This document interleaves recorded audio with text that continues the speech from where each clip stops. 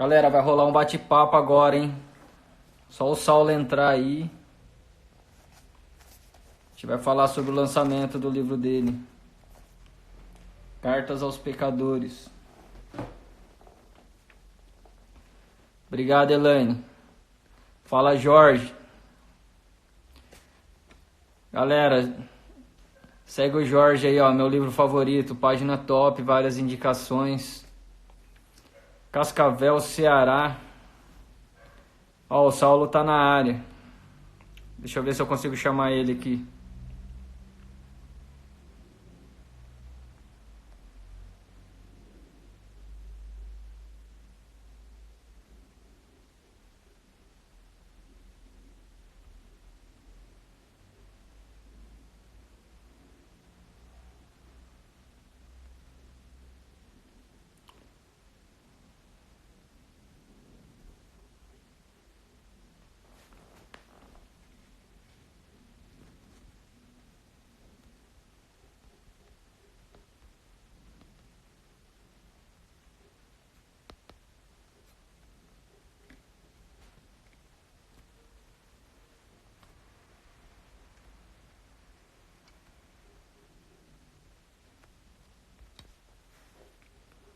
Deixa eu ver se o Saulo conseguiu aqui.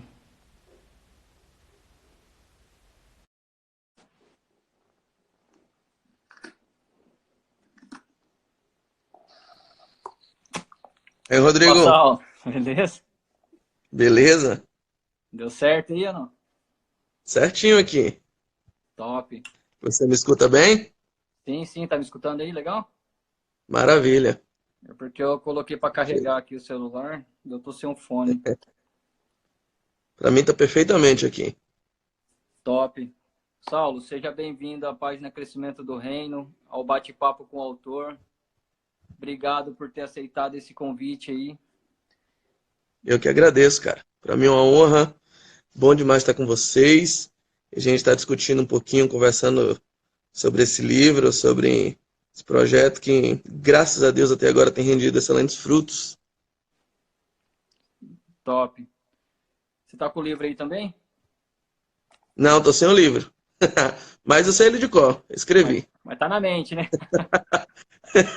Mente e coração. Top. Ô, Saulo, antes da gente iniciar aí, gostaria que você, se puder, dar uma breve apresentação para a galera te conhecer, se Show de puder, bola. por favor. Eu sou Saulo Daniel. Eu sou daqui de Salvador, Salvador, Bahia. Eu sou da Igreja Batista Lírio dos Vales, aqui na Barra. Sou líder de jovens, líder da juventude, líder do Ministério Influence Movement, é o nosso ministério. Além disso, também sou advogado, militante da profissão, fui professor universitário por muitos anos e contribuo com o Ministério Desascope, com o quadro Você Entendeu Errado, explicando um pouco sobre trechos que de tradição oral foram compreendidos de forma errônea aí pelas igrejas, pelos intérpretes da Bíblia. E a gente tem esse projeto que está, graças a Deus, frutificando. E, por último, o que nos levou até aqui, tive a honra de ser coautor do livro Cartas aos Pecadores, com Douglas Gonçalves, uma ideia bem legal que a gente teve a partir de uns aconselhamentos que a gente faz por via e-mail e gabinetes. Então, a ideia foi trazer um pouco disso aí, do conteúdo desses aconselhamentos em forma de livro, de modo a abençoar o maior número de pessoas possível aqui na nossa nação. Ah, legal. Você já tocou no assunto que eu ia te perguntar já. Mas vamos lá. A questão do título, vocês pensaram em alguma coisa referente, tem, baseado ali de Paulo, sobre as cartas, É. tem, O modo epistolar, não é? O método de escrita de cartas para a doutrinação da igreja é mais antigo do que a gente, né? Alguém já teve essa ideia antes. Paulo, Pedro já cuidaram de fazer isso. E aí a gente percebeu que estava fazendo a mesma coisa, estava indo pelo mesmo caminho. Essa forma de aconselhamento à distância tem sido um método muito eficaz, porque hoje em dia é muito complicado você procurar nas igrejas locais pessoas habilitadas, pessoas com um nível de confiança adequado e suficiente para você se abrir para elas, para você chegar, por exemplo, para o seu pastor local e dizer, pastor, estou com problema em pornografia, em homossexualidade, em adultério, coisas que vão te expor, porque normalmente isso custa seu cargo, normalmente isso custa suas funções na igreja, normalmente isso custa sua reputação, custa sua exposição. Então, cada vez menos as pessoas têm se sentido à vontade com a liderança local. A gente sabe que esse não deve ser o plano ideal. Mas a gente também sabe que não dá para ficar com as pessoas amordaçadas, com as pessoas aprisionadas nos pecados todos os dias. Então, a gente teve essa ideia de começar esse aconselhamento e as pessoas foram encontrando liberdade para se abrir por e-mail, para encontrar auxílio, aconselhamento ideal e tópico, né, para as necessidades específicas. E aí a gente transformando isso em livro, o nome foi meio que quase automático. São cartas que a gente envia mesmo. Se colocasse e-mails aos pecadores não ficaria tão legal. Não, achei top a ideia do título. O que me veio à mente, eu pensei nisso daí. Não sei se você baseou nisso, mas sim, sim. Foi top. Só falar aqui os temas dos capítulos aqui para a galera conhecer. Oh. Aí tem Cartas aos Pecadores, Carta a um Homossexual, Carta a um Divorciado, Carta a um Viciado em Pornografia, Carta a um Magoado, Carta a um Adultério, Egoísta, Idólatra, Fornicador, Maledicente, Invejoso. Então, tudo isso aqui surgiu de aconselhamentos de gabinete, vamos dizer dessa forma. Todas essas foram cartas que eu realmente enviei. Eu enviei a pessoas e, claro, tirei nomes, tirei situações mais peculiares, mais particulares, coloquei ela meio genericona e aí, de modo a atingir qualquer pessoa que tivesse exatamente naquela situação. E aí a gente transformou naquilo que a gente efetivamente viveu e teve boas respostas, teve bons frutos, a gente transformou isso em livro. Mas aí, por exemplo, como que surgiu a ideia? Você, o Douglas, chegou e falou, pô, tá acontecendo tal coisa, gostaria de fazer assim, bateu as ideias e montaram, como que... Hoje o Douglas, ele tem a plataforma do Desascope, que no Ministério de Jovens é um dos principais do país hoje. Um dos mais relevantes, um dos mais influentes que a gente tem. Então, as pessoas naturalmente o procuram como referência. Naturalmente tem ele como alguém que pode ter alguma coisa a contribuir. E como a gente tem essa parceria de longo tempo, essa amizade bem forte, ele pediu essa ajuda. Nossa, Saulo, vamos revezar aqui, tem algumas coisas muito pesadas chegando, vamos se ajudar. E aí eu participei também desse projeto e comecei a responder a maioria dos aconselhamentos lá no site. Ele meio que deixou essa parte comigo. E aí eu vi que as necessidades iam se repetindo, as pessoas iam tendo necessidades muito parecidas. Problemas sexuais eram a maioria dos aconselhamentos. Homossexualidade latente dentro do coração, reprimida. Problemas com pornografia, com fornicação, com adultério. Normalmente eram esses os problemas que chegavam massivamente. E a gente ia respondendo, mas ao longo disso ele foi espalhando esse canal de aconselhamento e ia chegando problema de tudo quanto é tipo. Então eu selecionei os 10 mais recorrentes, pelo menos nessa primeira etapa que a gente ficou, e transformei isso em cartas genéricas, de modo a pegar a maior parte das pessoas que tivessem com problemas naquela mesma linha. E é interessante, né? Igual você falou, por e-mail, né? Ou alguma forma eletrônica. Muitas vezes a pessoa na atual igreja, ela se sente vergonha, né? De procurar alguma ajuda pessoal, né?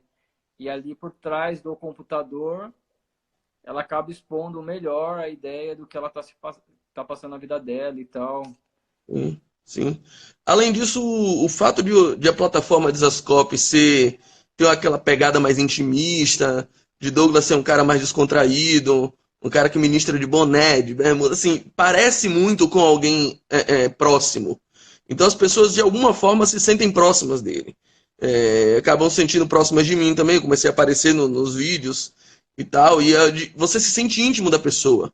Então há um canal de facilitação, há uma empatia já gerada nisso aí, E, além de tudo, você não está vendo a outra pessoa, você não está vendo a reação dela, o olho que ela abre quando você diz, olha, traí minha esposa com um homem, tô viciado em pornografia.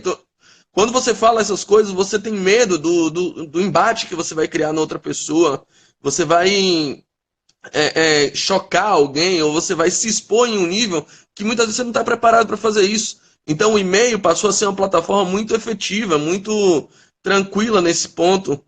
E aí as pessoas meio que se sentiram mais libertas, mais livres para usar essa plataforma, e foi fluindo, graças a Deus. Os aconselhamentos normalmente eles têm uma segunda, uma terceira etapa, um vai, um volta. Alguém diz, olha, apliquei isso aqui na minha vida, isso deu certo, isso não deu certo, como é que a gente vai fazer?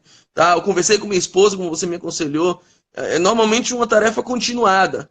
E por isso que não é bom que ninguém prescinda, que ninguém abra mão, que ninguém deixe de fazer isso com a igreja local, com o líder. É preciso o discipulado, ele é fundamental, não pode abrir mão disso. O nosso livro não substitui o discipulado.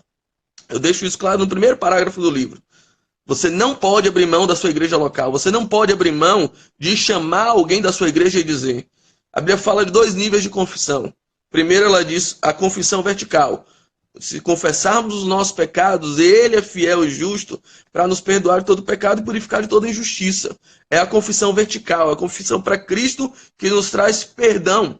Mas a Bíblia fala de uma confissão horizontal, que é a confissão que Tiago fala. Confessem as vossas faltas, as vossas falhas, uns aos outros para que sejam sarados. O pecado não só nos separa de Deus, como nos separa do próximo. O pecado não só traz o peso da separação com Deus, mas o pecado enferma a nossa alma. Então, além de ser perdoado do pecado, precisamos ser curados do pecado. Então, essa necessidade de conversar uns com os outros, ela não está substituída pelo livro, de modo nenhum. O pecado deve ser tratado por meio de um discipulado e por meio de uma relação de intimidade com o corpo. Livro nenhum vai suprir essa necessidade de interação carnal, de um abraço. O livro não vai te abraçar, o livro não vai beijar seu rosto, o livro não vai te dizer com o calor da pele, falar para você, fica tranquilo, eu sei que você tá, eu te entendo. O livro nenhum vai fazer isso com você. O livro é um ponto de partida. Então essa é a nossa proposta. Ser um excelente ponto de partida para gerar em você a sede de procurar alguém, um próximo, abraçar e dizer, me ajuda. É muito importante, né, ter isso, né? A proximidade com alguém, né? Porque é igual no bate-papo que eu fiz com o Mark Anderson, ele comentou, né? Quando o Pedro afundou, né? Jesus estendeu a mão, né? Então a gente precisa de alguém que estenda a mão, né? Sem dúvida. Então Sem dúvida. muito. Eu gosto do método de Cristo. Pode falar. De fazer discípulos, porque a gente sempre pensa que Cristo fazia discípulos nos milagres, que Cristo impressionava alguém e essas pessoas tinham desejo de segui-los. Mas se você olhar em João capítulo 1, os 2 primeiros discípulos que Jesus fez foi a partir de um testemunho de João Batista, que apontou ele como Cordeiro de Deus, e os 2 homens chegaram para ele, um deles era André, e perguntou a ele, onde é que você mora? E aí Cristo disse, venham e vejam. Cristo levou eles em casa. E depois de passar uma tarde na casa de Cristo, eles disseram, encontramos o Messias. O método de Cristo era levar em casa. Vamos lá em casa, tomar um café, fazer qualquer coisa. Não foi uma pregação, não foi um milagre, não foi nada, foi só levar em casa. Cristo não abria mão da presença, pele com pele, do abraço. Cristo não abria mão disso. E isso ele sabia que era o método mais efetivo, mais eficaz de um discipulado bem feito. Sim, que é o tete a tete, né? Exato. Igual você falou, o livro ele veio para dar um ponto de partida para a galera, um norte, né? Sim, sim. E você tocou num ponto muito interessante, que realmente a pessoa começa a viver de uma forma que ela começa a se isolar de todo mundo, não só da igreja, né? Ela começa a se isolar de tudo mesmo, né? O pecado ele tem 3 níveis de separação. Primeiro, a separação do homem com Deus. Foi o que Deus percebeu que Adão tinha feito. Deus, passeando na viração do dia ou na brisa do dia, olha para Adão e diz, Adão, eu estou aqui, e você onde está? Você não está comigo mais. Quando Deus está perguntando a ele onde estás, o que ele quer saber é onde é que você está que não está na minha presença.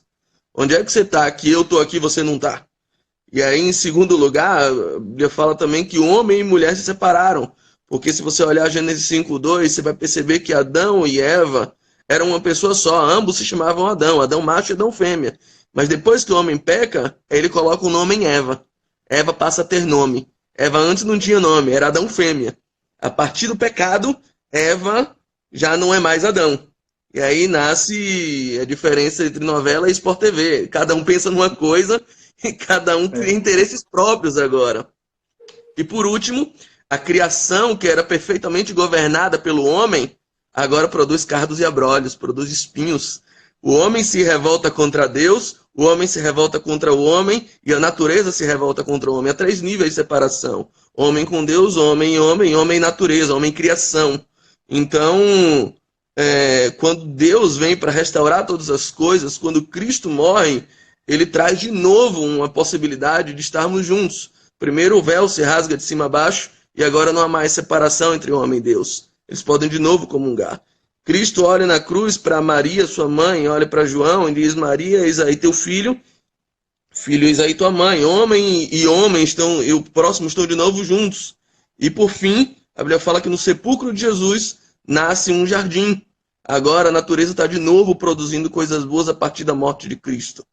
Esse mesmo cenário é visto no final de todos os tempos, onde homem e homem serão apenas um corpo, uma noiva, uma igreja, uma cidade, será um com Deus, ele será seu Deus, ele será seu povo, e agora crianças já apacentam feras tranquilamente, porque já não há mais qualquer tipo de desarmonia entre homem e criação. O pecado, ele tem a possibilidade, ele tem o poder, ele tem um condão de isolar o homem de absolutamente tudo. Não é só do contato com outros homens, mas isolar o homem de Deus e isolar o homem de toda a criação. Sim. E existe um tema aqui que é mais forte, assim, que você selecionou, né, o que são mais falados. Mas tem algum, assim, específico que a galera mais, assim, bateu em cima nesses aconselhamentos? Eu acho que todas as cartas com conteúdo voltado à sexualidade são elas as mais procuradas, as mais debatidas, as mais comentadas. Mas se eu pudesse dizer um que eu considero principal, seria a idolatria. Eu acho que todo pecado, no fundo, é uma idolatria. Todo pecado ele tem uma raiz em uma idolatria, em uma necessidade de adoração a um outro Deus que não o Deus que deve ser adorado. Cristo define muito bem o que é pecado, e quando todos os fariseus pensavam que pecado era só violação da lei, Cristo deixa muito claro que pecado é não amar o Pai sobre todas as coisas. Se você não ama seu Pai sobre todas as coisas, se você não, consequentemente, ama seu próximo como você mesmo, você está em pecado, ponto. Independente de obedecer tudo, independente de jejuar, independente de orar, independente de estar todo dia na igreja. Se você não faz isso, se a motivação disso não é por amor, sim, isso é pecado. Então a idolatria é um ponto principal. Muitas vezes a pessoa está em vício de pornografia, não é porque ela não consegue se segurar, não, é porque ela se ama muito. E a idolatria sempre é a idolatria ao nosso ventre, à nossa vontade, ao nosso prazer. Eu digo sempre que eu aconselho muitos casais que estão querendo separar, que estão querendo divorciar.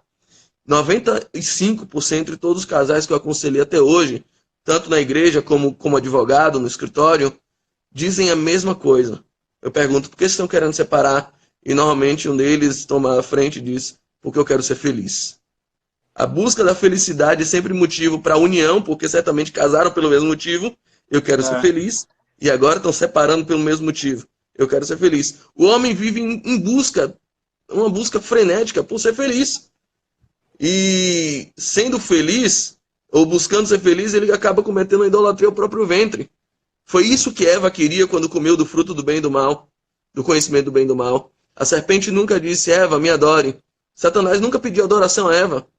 O que a serpente disse para Eva foi, se adore, faça um bem a você mesmo. É agradável aos seus olhos, você vai ser igual a Deus. Ela disse coisas que agradariam só a Eva. E isso é uma idolatria pesada. Foi o que ele tentou fazer com Jesus. Pega essas pedras e transforma em pão. Isso não reverteria nenhum benefício próximo, aparente para Satanás. era só para Jesus. O que ele estava dizendo para Jesus é: se salva, cara, se ama, eles não te merecem, se valoriza. Se te faz feliz não é pecado. Essa é a grande mensagem de Satanás. E essa é a raiz de todo pecado, a idolatria. A necessidade colocada por Satanás que a gente tem de se amar acima de todas as coisas. Por que o jovem rico não conseguiu abrir mão das riquezas para ir atrás de Jesus?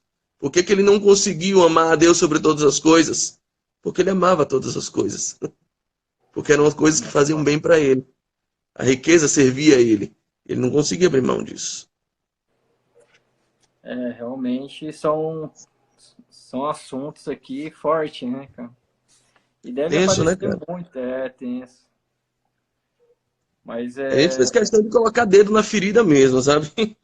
A proposta é essa, é não fugir da raia, não ser superficial em absolutamente nada, é tratar de assuntos bem, bem íntimos e bem pesados, que realmente pudessem trazer cura. Não tem a possibilidade de um tumor ser curado sem que o médico em algum momento coloque o dedo na ferida, sem que o médico examine de fato o que dói.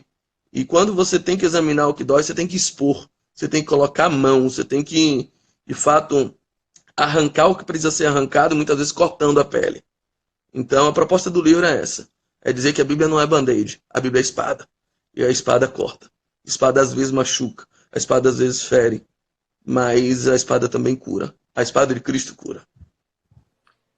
Realmente, tem precisa disso, né? Porque as igrejas, tem muitas que não tratam a fundo, né? Disso daí. E muitas vezes a pessoa ela fica acanhada, não quer trocar uma ideia com ninguém, não confia num líder de pequeno grupo, sei lá, tem igreja que é pequeno grupo, célula, mas muitas vezes a pessoa não confia no próprio líder para estar fazendo esse discipulado e ela acaba se isolando, acaba guardando aquilo. Paralelo a isso, cada vez mais é comum mensagens, sermões, discipulados, devocionais, livros que tragam ao ouvinte a necessidade de ele se sentir agradado. Uma paz, aquela paz momentânea que diga, poxa, como é bom ouvir isso aqui. Muitas vezes não era bom ouvir o que Jesus estava falando. Chegou o tempo de todo mundo ir embora e quem ficou dizer, rapaz, esse discurso é muito duro, ninguém pode ouvir.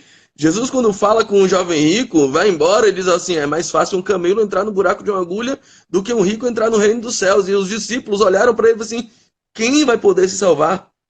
Os discursos de Jesus normalmente eram duros, ou não raro eram duros, sabe? Eram pesados. Jesus não tinha medo de colocar a mão na ferida de ninguém. Jesus não precisava agradá-los, não precisava trazer uma mensagem que fosse só confortável para eles. Então, eu acho que há um prejuízo também, muitas vezes, de líderes. Nós, líderes, temos responsabilidade nisso. Nós acostumamos a igreja, muitas vezes, a um lado meio cor-de-rosa do evangelho, um lado apenas de massagem. Às vezes você vai fazer uma terapia com um fisioterapeuta e você está com um problema de coluna, por exemplo, está com dor nas costas. E isso aconteceu com um amigo meu. Ele foi lá e ela puxou o braço dele e ele gritava e puxou de novo, ele gritava, colocou uma bola de tênis embaixo, mandou ele passar para lá, para cá e ele só fazia gritar. E ele disse para ela assim, você não vai fazer a massagem que eu vim aqui, que eu te contratei para fazer? E ela disse para ele assim, olha, você não precisa de massagem, você precisa mudar sua postura. Só assim sua dor vai passar. Só que as pessoas acham que a igreja é lugar só de massagem. A igreja, antes de tudo, é um local de mudança de postura. E a gente precisa entender que o evangelho tem que mudar a nossa postura muito mais do que massagear a nossa alma. Eu ouvi o pessoal comentando aí, você acha, em cima de tudo isso que a gente vem falando, que as igrejas estão preparadas para tratar disso?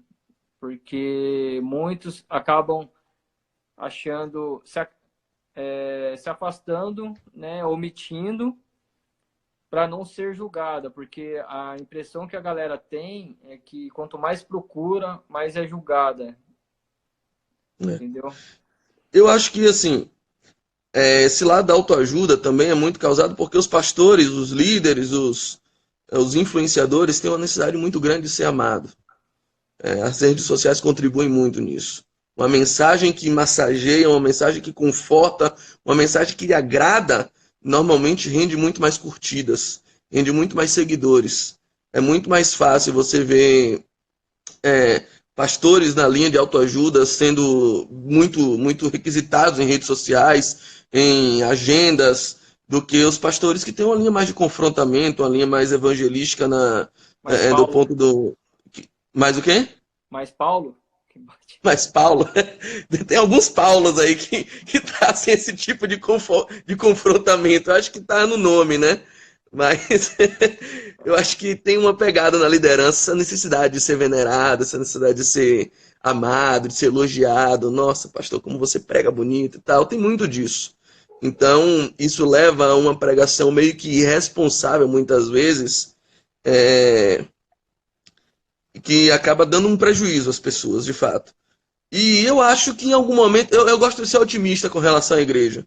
Eu acho que as pessoas têm acordado para essa necessidade de ter uma capacitação na igreja. Cada vez mais igrejas têm ministérios de aconselhamento, tem pessoas deslocadas para esse ponto. Eu vejo, claro que ainda está muito longe do ideal, mas eu gosto de ser otimista e penso que Deus já tem despertado, a igreja no Brasil tem despertado muitas pessoas por aí acerca dessa necessidade, da gente simplesmente não excluir o confesso. O estratagema de Deus já dizia, né? Já se perguntava por que o possesso é incluído e por que o confesso é excluído. A gente tem que tratar com a necessidade das pessoas com a Bíblia, com amor, com graça. Amor não quer dizer massagear. Amor não quer dizer simplesmente dizer tá tudo bem. Não, Cristo nunca disse tá tudo bem. Quando Cristo disse perdoados estão seus pecados, ele estava assumindo um compromisso de pagar no lugar daquela pessoa. Cristo nunca disse a alguém tá tudo bem. Não tá tudo bem. Se você sofre com pecado, se você tem uma vida dupla, se você mente para sua esposa, se você mente para sua igreja, não tá tudo bem, cara. Mas existe uma boa notícia. O evangelho é a boa notícia de salvação. Alguém já levou esse peso que você insiste em carregar. Alguém já pagou o preço dessa culpa que você insiste em esconder e reprimir dentro do seu coração. Só o evangelho é cura. Mas o evangelho nem sempre é tão bonitinho como parece nas pregações. E se a gente só nega a verdade para as pessoas, se a gente só nega a verdade para a igreja ou a verdade completa, se a gente só conta uma parte dela, a gente está fazendo um mal terrível, a gente está contribuindo para esse câncer aumentar. O que ele tá falando? Não entendi que eu escrever aí, não sei o que, entendeu errado aí, não sei o que. Saiu você entendeu errado aí, eu acho que ele tá se referindo ao quadro. O pessoal do Estou Lendo, o Estou Lendo tá fazendo um sorteio, cara, do livro do Cartas aos Pecadores lá. Se o pessoal puder seguir eles aí, eles estão fazendo um trabalho bem legal. Estão sorteando esse livro, sorteiam outros também, eles têm uma pegada muito legal também de incentivo à leitura. Também dou maior apoio a eles, cara. Gente boa da melhor qualidade. Ô, Saulo, estão perguntando aqui, é o Maurício lá da Gospel Mix, o que pensa sobre o aumento de pessoas frágeis e doentes emocionalmente? Muito tempo atrás, Deus tinha falado comigo que as igrejas estão superlotadas, porém espiritualmente doentes. Eu acho que vem em cima disso daí que o Maurício está perguntando, né? Você acha que é devido a esse evangelho que vem pregando sobre massageando o ego, prosperidade, nessa linha, né? Vamos dizer assim. Eu acho que esse evangelho não é a causa, porque a gente não está falando só da igreja, especialmente do Brasil. A gente tem uma sociedade doente, emocionalmente doente. São doenças psicossomáticas que se multiplicam na sociedade e já está comprovado que dos países americanos, o Brasil é o país mais ansioso dentre eles. Alguns já disseram que é o mais ansioso do mundo. Então, a ansiedade é um problema crônico da nossa cultura, Sim. da nossa sociedade, da pós-modernidade. É um problema assim. A gente vive na era da informação, tudo é muito fácil, tudo é muito acessível. Uma criança de 10 anos hoje tem mais informação do que o imperador romano. Então, e tudo é muito fácil, e aquilo que se torna difícil, aquilo que foge do nosso alcance, está completamente fora da nossa natureza. Está completamente fora do nosso cotidiano. A ansiedade nada mais é do que a incapacidade de me conformar com a minha finitude, com a minha insuficiência. Se eu não posso fazer alguma coisa, eu desconto no meu corpo. Eu sou infeliz, eu sou ansioso. É, é um inconformismo, é uma agonia profunda por não poder resolver um problema que está fora do seu alcance. As pessoas ficam ansiosas por coisas que não têm como ser resolvidas. É o exame que só vai chegar daqui a 2 semanas e que pode dizer se você está com câncer ou não. É aquela prova para a qual você estudou e que o resultado só sai daqui a 3 meses. E aí você fica ansioso porque você não tem como resolver aquilo. Aquilo fugiu do seu controle. A gente não está acostumado com coisas que fogem do nosso controle.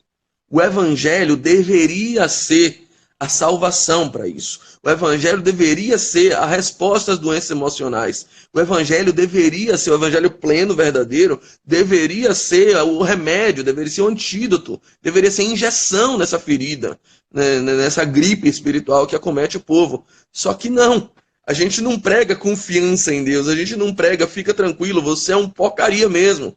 Mas Deus é bom. Ele tá, ainda que tudo saia do seu controle, tudo permanece rigorosamente no controle dele. Não. A gente prefere dizer para ele, você vai prosperar, você vai conseguir, você tem o poder, você é bom, cara, acredita em você, você tem o valor. A gente prefere dizer isso. E aí, dizendo isso, e a pessoa volta para casa, e o marido ainda não se converteu, a pessoa volta para casa, a doença ainda não saiu, mesmo depois de você dizer eu decreto, eu expulso, eu sei lá mais o que, eu exijo. Quando a pessoa percebe que esse evangelho não deu tão certo quanto ela achava que deveria dar, aquela confissão positiva não gerou o fruto que ela achou que deveria dar, aí ela desconta no próprio corpo. E aí a gente tem pessoas dentro da igreja que se dizem salvas em Cristo, e muitas delas são efetivamente salvas, tiveram experiências, mas acometidas por depressão. A gente nunca teve tantos pastores acometidos por depressão, tanta gente suicidando dentro de uma igreja, tanta gente tomando remédio para sobreviver, porque a ansiedade está cada vez mais forte. Eu já sofri muito de ansiedade, eu já precisei de ansiolítico. Eu costumo dizer que eu não nasci na igreja, né? Mas eu não nasci na igreja porque o hospital tinha mais estrutura na época. Mas pouco tempo depois eu estava lá dentro. Então eu, com esse testemunho de super santo, entre aspas, já precisei de ansiolítico na minha vida. Porque muito tempo da minha vida eu realmente não entendi o que era evangelho. Eu achava que fé era a tranquilidade e a expectativa daquilo que Deus vai me dar. Hoje eu entendo que fé é a certeza daquilo que Deus coloca em meu coração e que eu tenho a oferecer para o povo, que eu tenho para oferecer para o meu próximo. O evangelho de Cristo não aumenta em nós a expectativa do que vamos receber de Deus. O evangelho de Cristo aumenta em nós a certeza do que temos a oferecer ao mundo. Cristo já colocou em nós aquilo que temos a oferecer. E quando eu digo que não sou eu mais quem vivo, mas Cristo vive em mim, eu posso entrar no meu trabalho e dizer, gente, calma que Deus chegou. Eu posso entrar na minha casa e dizer, gente, não precisa mais de aflição não, Jesus acabou de chegar aqui, porque Ele vive em mim. Não sou eu que estou aqui, é Cristo que está. O Evangelho tem que nos dar esse poder, e não simplesmente dizer para as pessoas que elas já têm o poder em si. Não, elas não têm. O Evangelho de Cristo é que tem. O poder é o Evangelho é poder de Deus para as pessoas. O poder está nele. A gente não pode contribuir para que essa doença aumente. A gente tem a vacina na mão e sonega o povo. Eu não acho que essa pregação é a causa. Acho que a causa é uma sociedade doente.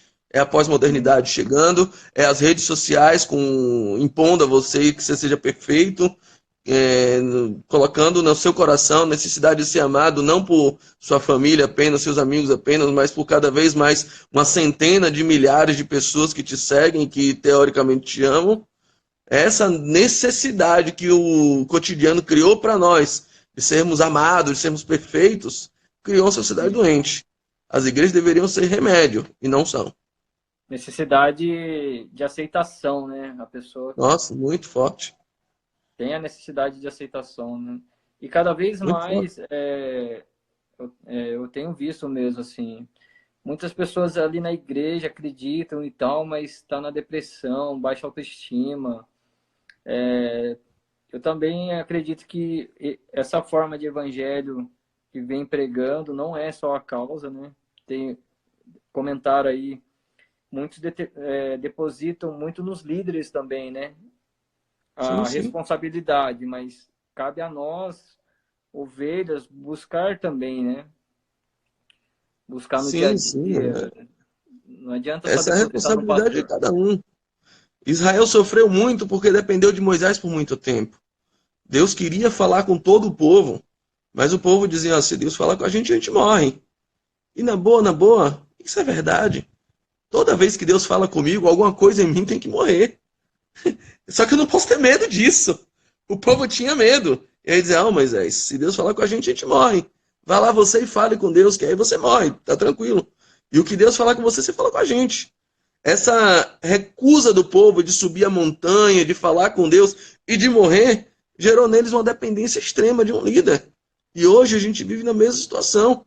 A gente vive passar a semana inteira com a expectativa do que o nosso Moisés vai subir no monte e levar para a gente no púlpito. E se o Moisés demora, como demorou naquela vez, eles constroem um bezerro de substituir Moisés. Cada vez mais as nossas igrejas, o nosso evangelho precisa de bezerro de ouro. Precisa de ícones, precisa de símbolos, precisa de gente para que a gente adore.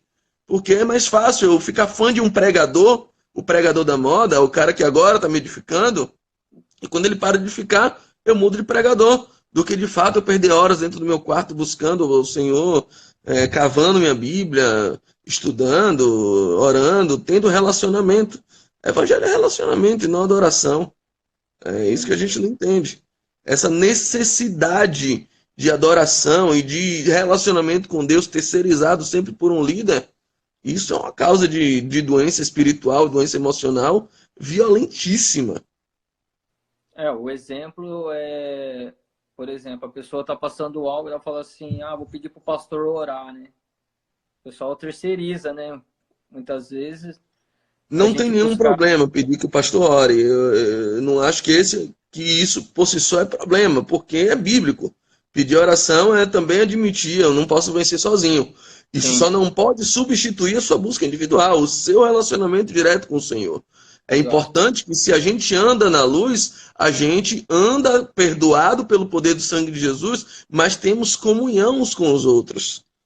E tudo isso tem que acontecer. A cruz era uma via vertical, uma relação vertical e uma relação horizontal também. É uma comunhão com o Pai, uma comunhão com o próximo.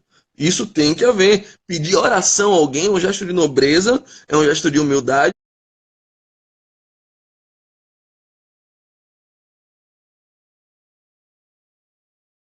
Preciso de você. Sim, Mas isso não pode dizer, não pode te desculpar, não pode te desonerar de um relacionamento vertical, de um relacionamento com Cristo direto, de entrar no seu quarto, fechar a porta, dobrar seu joelho e dizer: Cristo, eu não vou sair daqui enquanto eu não descarregar tudo, enquanto eu não lançar sobre você toda a minha ansiedade. sim, realmente. Não dá Não, é que pra... assim, a forma que hoje algumas pessoas fazem não é na vertical, né? Ela só busca que. Mas Elas entregam o cordeiro na mão do sacerdote, e o sacerdote vai lá e mata por mim, tá? Tô confiando em você. E aí, no dia que a pregação não é boa, no dia que a mensagem não agrada tanto, ela sai da igreja.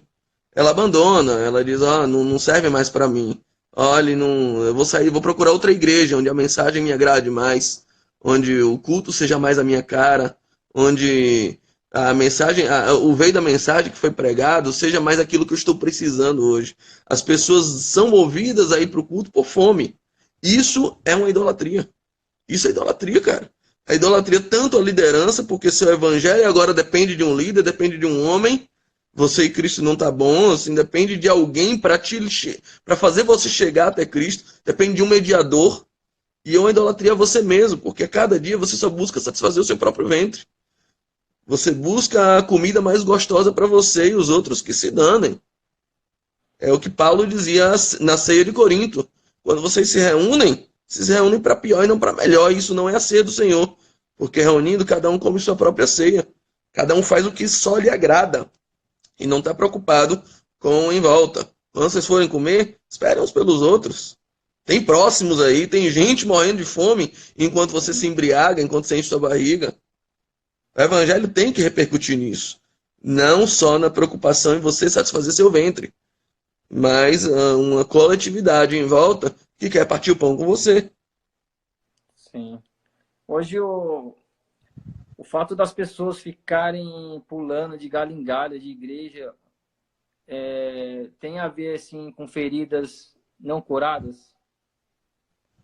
Você acredita nisso? Também, eu acho que o veio disso é a idolatria. O veio disso, muitas vezes, claro que tem situações excepcionais. Tem situações em que, de fato, perceberam que a igreja, muitas vezes, é mais próxima da sua casa, mas não é tão próxima da sua Bíblia. E às vezes, tudo que te prendia aquela igreja era uma galera, eram amigos. Mas o evangelho, de fato, não estava sendo bem pregado quando você comparar ele com a Bíblia. Muitas pessoas passaram por isso. E são exceções, mas a grande regra que a gente tem visto é pessoas que procuram uma igreja cujo perfil lhe agrade mais. Igrejas que agrade mais meu ventre. Igreja cuja comida cujo show seja mais bem elaborado, cujo o culto seja mais bem montado de acordo com o que eu gosto. Aquele pastor prega do jeito que eu gosto, aquele não prega do jeito que eu gosto. Então isso tem levado muitas pessoas a sair pulando de galho em galho, procurar igreja aqui, igreja ali. E isso, no fundo, acaba sendo a idolatria. Sim. O livro, você vê que ele leva a gente para vários caminhos, né? A maioria, assim, se alguém pegar o livro para ler por agora, eu recomendo que leia todas as cartas. Ainda que você não esteja enquadrado em um desses títulos aí, muita gente não tem crise com homossexualidade, não tem esse problema, mas cada carta eu abordo aspectos universais do pecado. E, além disso, é uma ferramenta muito eficaz para você aprender a aconselhar. Ainda que você não esteja passando por essa luta, certamente alguém perto de você está passando.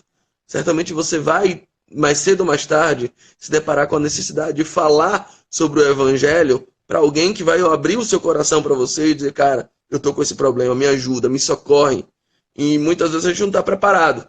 O livro não é só uma oferta para pecadores, pessoas que praticam esses pecados, mas é uma oferta para as igrejas, é uma oferta para os líderes, para que tenham mais recursos. Eu não sou dono da verdade, obviamente, mas eu estou humildemente ofertando um recurso para que as pessoas tenham mais ferramentas para aconselhamento, tenham mais argumentos, tenham mais base bíblica para dizer, olha, existe saída para isso. Não, você não precisa morrer dessa forma. Não, você não precisa se entregar a esse pecado achando que ele não tem solução. Não, Cristo é a solução para todos os pecados.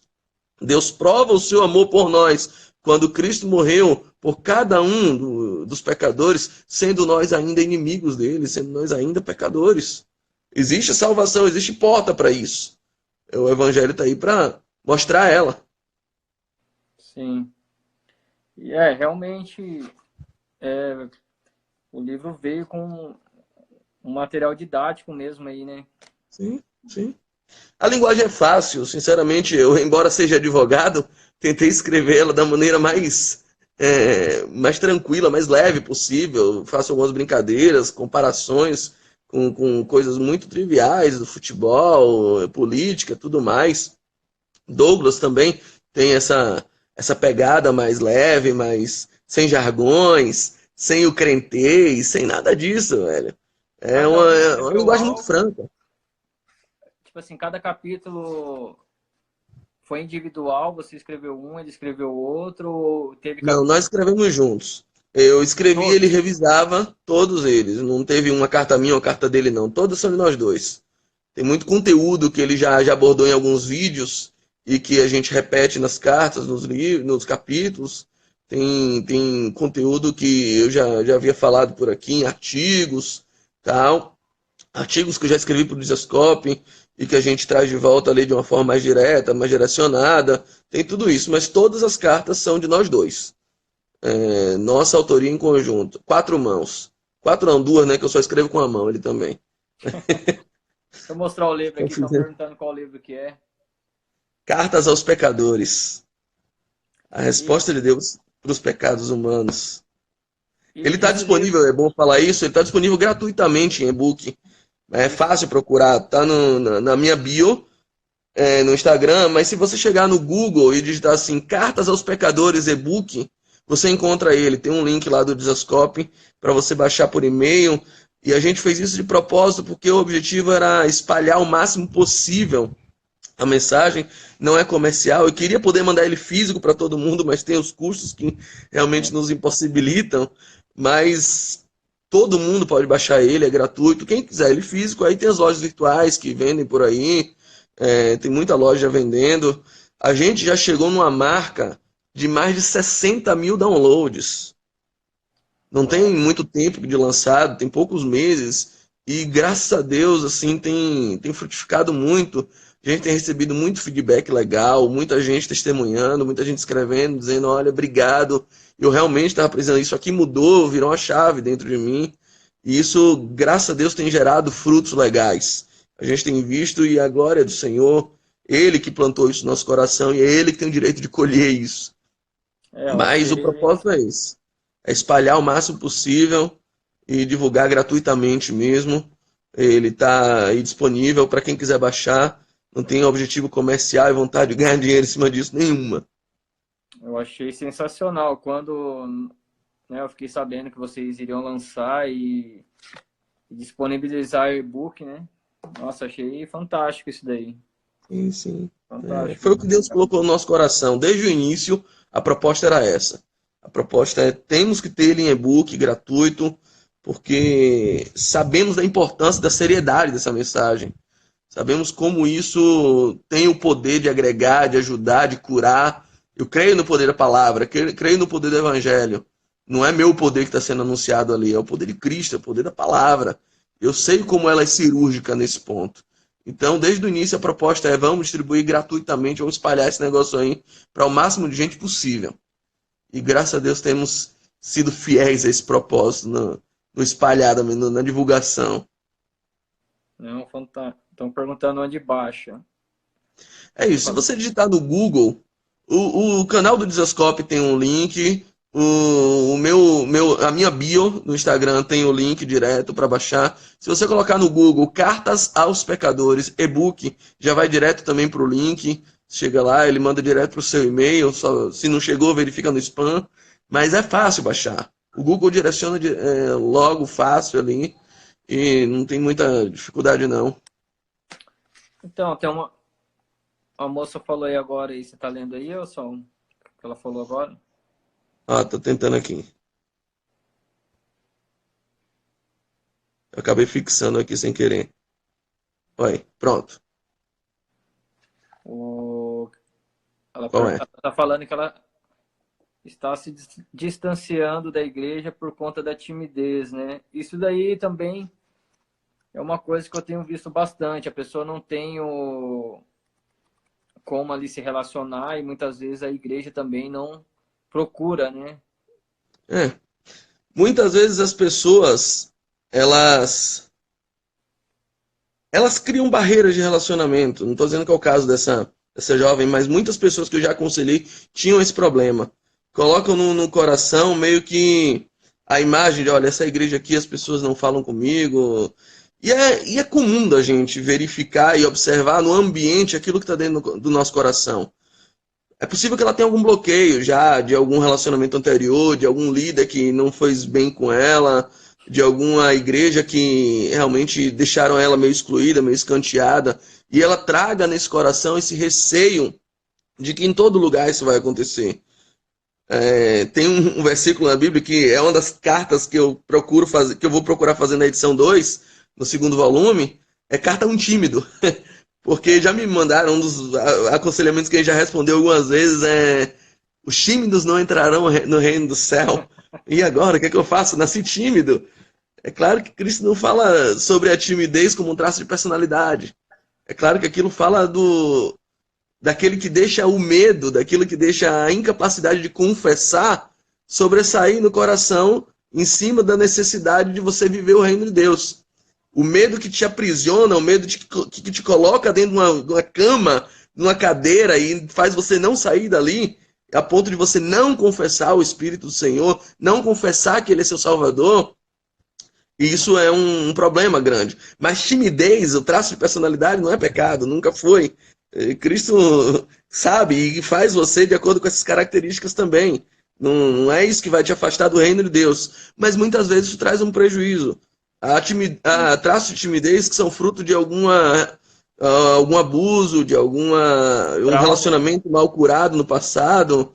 E tudo isso deve ser, sim, alvo de terapia, alvo de discipulado. E necessitamos, essa é a consciência que a gente precisa ter.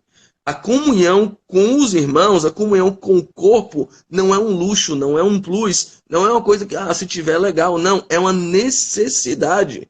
Porque estamos convidados a viver em família.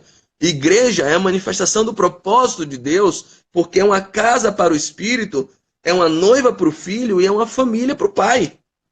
Família não é à toa que a gente se chama de irmãos, irmão fulano. Se você olhar os relatos dos pais da igreja, os primeiros relatos da antiguidade, da igreja primitiva, a carta de Ogneto, por exemplo, uma das necessidades daqueles homens era provar para o povo que os evangélicos não eram incestuosos, que não havia incesto, porque ninguém entendia por que irmã fulana casou com o irmão fulano.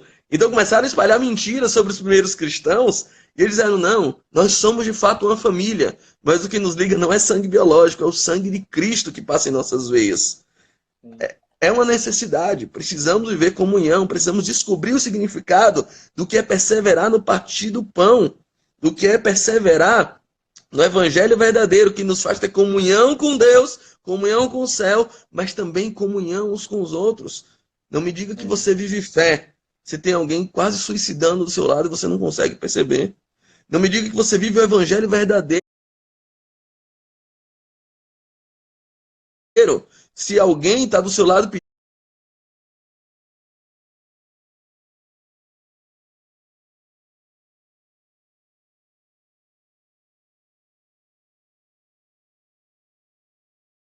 se o seu irmão morre de fome,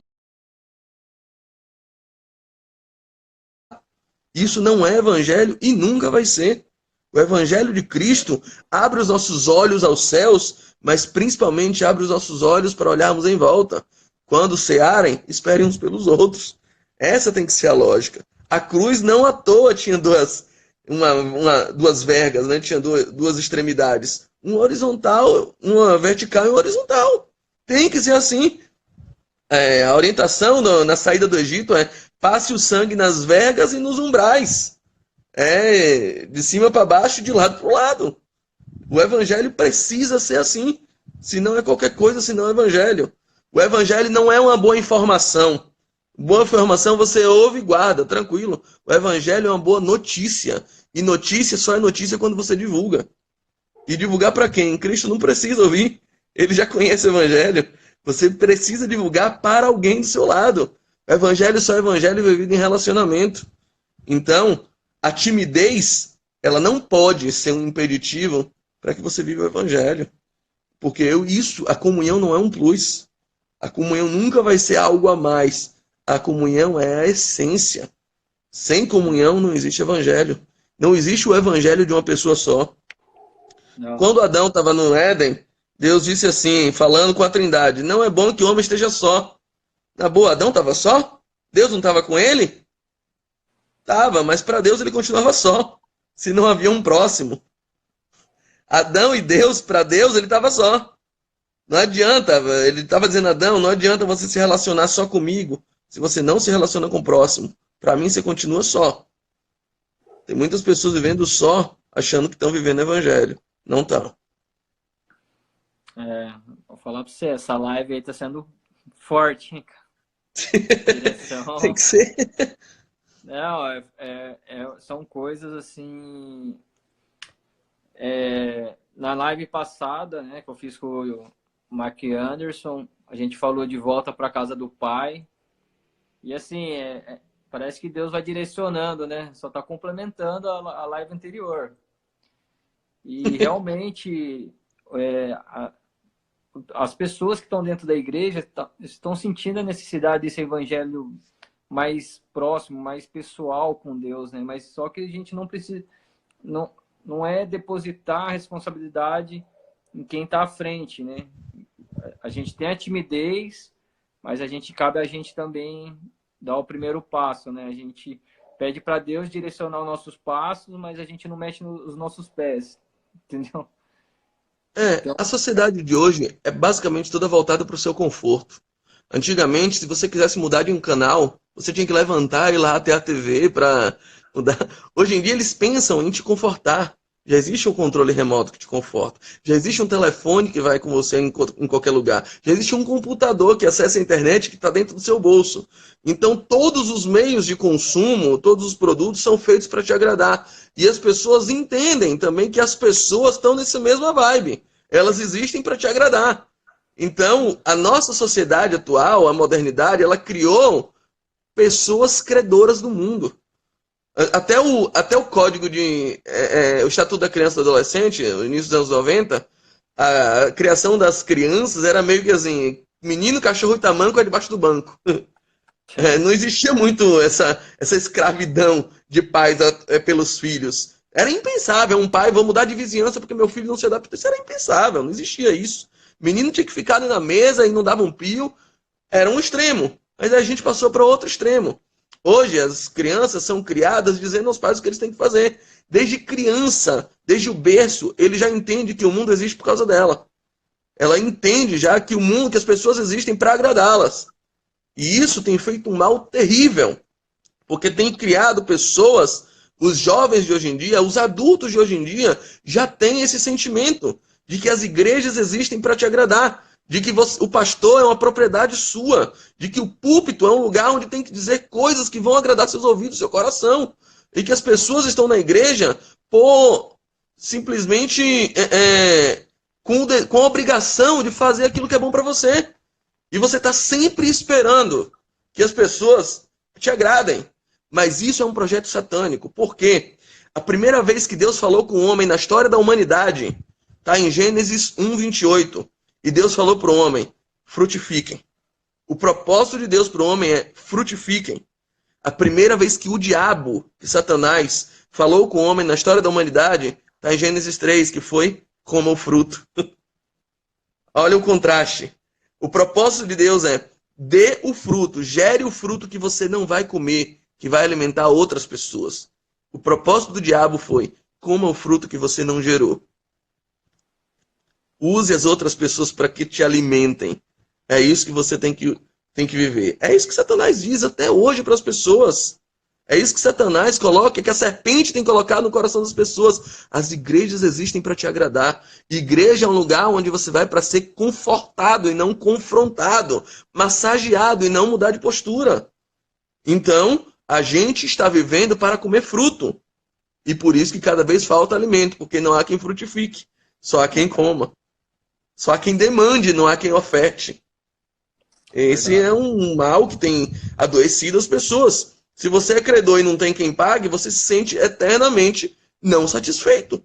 E aí você separa, porque sua esposa não satisfaz. Aí você sai da igreja, porque seu pastor não te satisfaz. Aí você se desemprega, porque sua carreira também não satisfaz. Seu patrão não te entende. Ninguém te entende. A igreja só vive para comer fruto e não para frutificar. O irmão está dizendo, a igreja está obesa. Muito. Obesa como Eli. É a primeira vez que fala de Eli na história da Bíblia, Eli está sentado numa cadeira. A última vez que fala de Eli na história, Eli está sentado numa cadeira. Ele morre desse jeito. É o homem que comia. É obeso. É, cara, nossa. Você vê que a Bíblia É pesado, né? A Bíblia não é band-aid, não. A Bíblia é espada. falou. Cara, vai acabar essa live e Ó, a gente vai. Mas assim, Saulo, eu gostaria muito, algum outro dia a gente fazer uma outra live, porque foi é um muito prazer. show essa, a galera curtiu demais. Eu acho que foi um assunto veio de Deus mesmo. Bom, graças a Deus. A gente iniciou com esse livro e você vê que direcionou. Foi bênção, cara. Só tenho que te agradecer mesmo. Eu que Queria que agradeço. você